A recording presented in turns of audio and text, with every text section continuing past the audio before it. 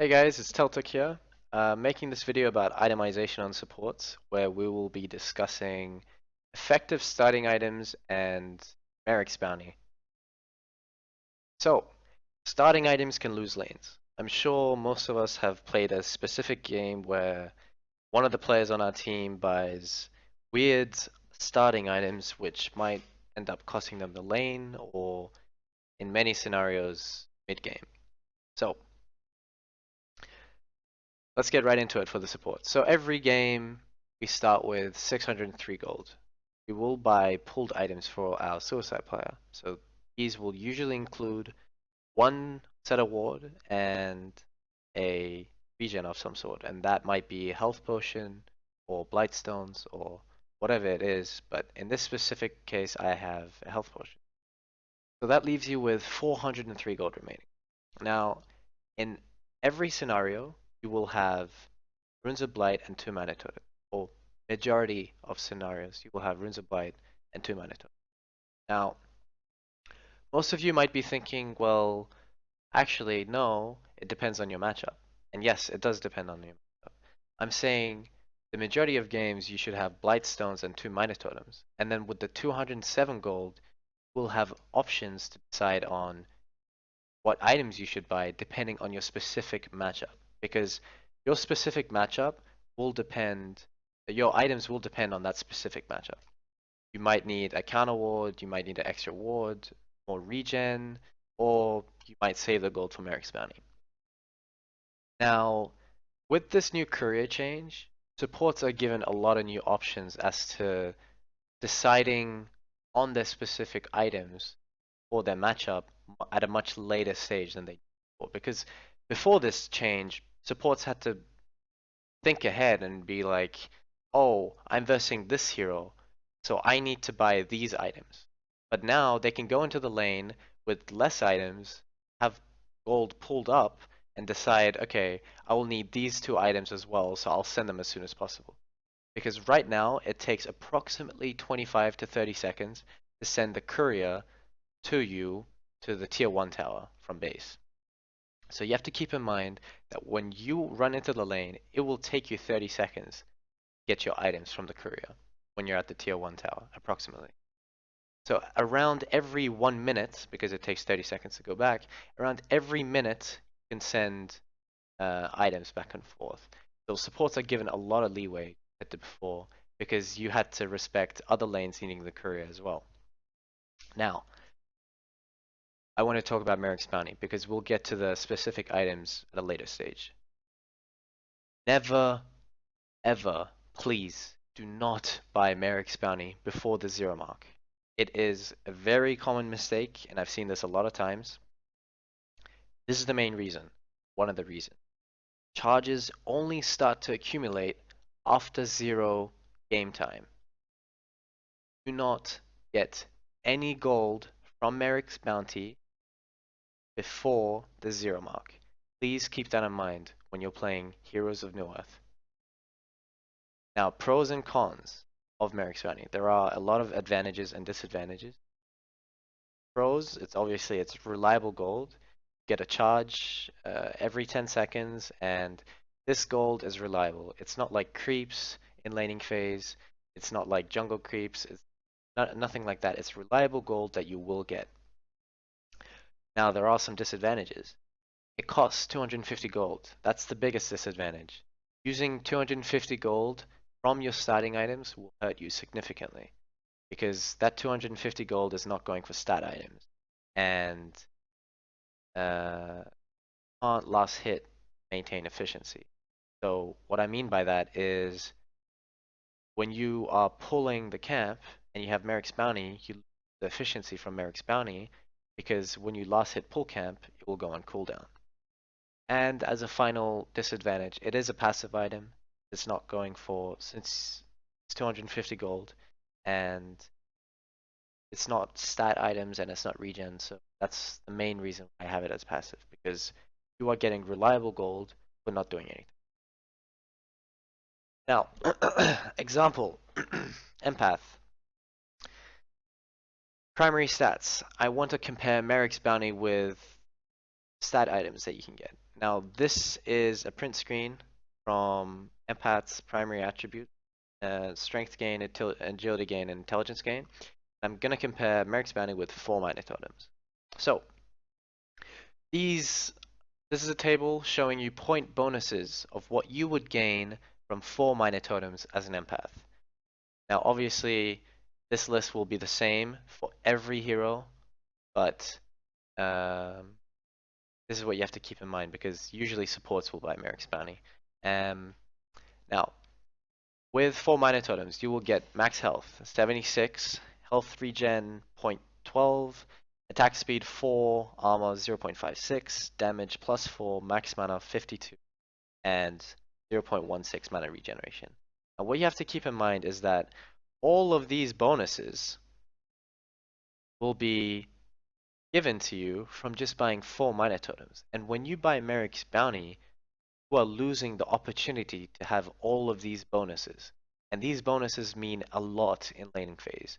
Having all of these stats in laning phase when you're trading auto attacks with the enemy suicide player does mean a hell of a lot. Now, let's look at the approximate equivalents in stats for Empath level 1 with 4 minor totems. It is nearly the same as being a level 3 empath, because if you remember from the previous slide, I had this print screen on the left side. Now, yet strength per level is 2, agility per level 1.5, and intelligence per level 2.7. So that's what you get from leveling each time on empath. Now, 4 minor totems obviously gives plus 4 stats. So empath level 1 has 0 extra stats, 0 agility, and 0 intelligence. And empath level 3 will have, you know, double that, so 4 strength, 3 agility, 5.4 intelligence. Now, 4 minor totems, which gives plus 4 of each, is nearly equivalent as this. So when you are empath level 1 with 4 minor totems, it's the same, or nearly the same, as being a empath level 3. So 4 minor totems is nearly equivalent to being 2 levels higher than what you are right now. Empath level 3 with 4 minor totems is like being an empath level 5. Empath level 6 is like being an empath level 8. Obviously, you don't have access to the spells, but in stats, it's nearly equivalent. Something which people do not realize also, another reason why you shouldn't buy Merrick's Bounty is that you can buy it from the side shop. So you shouldn't buy it at the beginning of the game when you are sitting in here. And same goes for the Legion side. Now, I have an example set up here where we will be discussing effective items. Now let's say you are the empath. So you're going to be laning with the Predator. You have a Tempest Woods and Bubbles mid lane and a Suicide Pharaoh. And you can also send Pharaoh mid and Bubbles Suicide, but in this case, we're choosing that. Now, enemy team has a Swiftblade Moira. They have a Jungle Ophelia, they have a Middle Succubus, and they have a Suicide Madman. Now,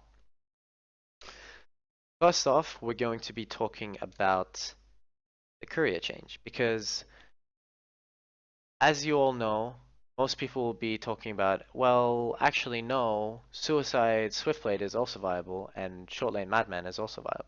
But yes, that is something you have to keep in mind, and the fact that the new courier change allows us to choose our items at a later stage makes supporting much easier than what it was before. Because if I'm the empath here, and I bought my starting items based on a Madman Suicide, I might have bought maybe an extra counter ward that I might not have needed against, let's say, a Swiftblade.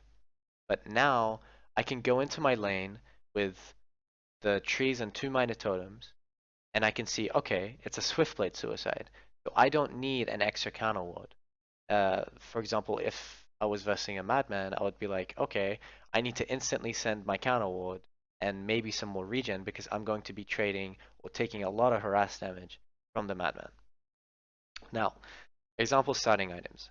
Okay, so we have 603 gold. We give our pooled regen to the Pharaoh player. So that's 403 gold remaining. We have our starting items, pick them up, and now we have our options. We have counter ward, the trees, mana potion, the dust, or health potions. All of these are really good options to have. These are all, it all really depends on how you play the support role, to be honest. Because I know a lot of passive support players who prefer to play, the stacking game. They would rather secure farm on the predator through the jungle and focus on warding and securing mid lane. But some support players like to be aggressive and they instantly buy dust.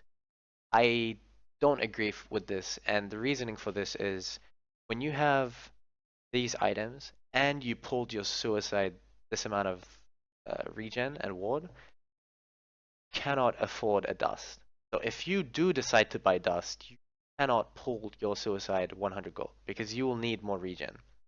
So if you decide to buy your dust, you'll have to scratch that health potion and probably give it to yourself or buy an extra set of trees for you.